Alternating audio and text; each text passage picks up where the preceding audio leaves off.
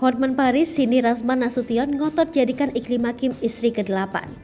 Hotman Paris kembali melakukan sindiran kepada Rasman Arif Nasution yang diduga minta mantan asisten pribadinya Iklim Hakim jadi istrinya yang ke-8. Melalui Instagram @hotmanparisofficial, pengacara kondang itu tuliskan tanggapannya terkait sikap Rasman Arif Nasution yang ngotot jadikan Iklim Hakim istri ke-8. Hotman Paris lantas menyindir Rasman yang disebut boroknya ketahuan. Tak hanya itu, terbaru Hotman mengunggah potretnya bersama Iklima. Ia lantas kembali menyindir Rasman yang disebutnya tak mampu menyaingi dirinya.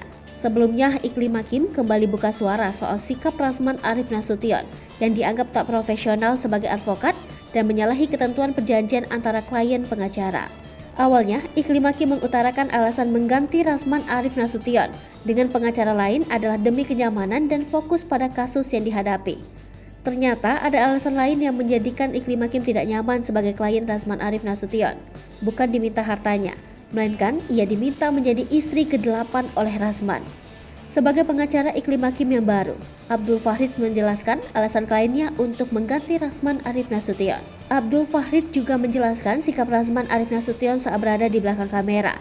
Mendengar pernyataan pengacara baru Iklima, Hotman Paris lantas membagikan potongan video tersebut melalui unggahan Instagram pribadinya.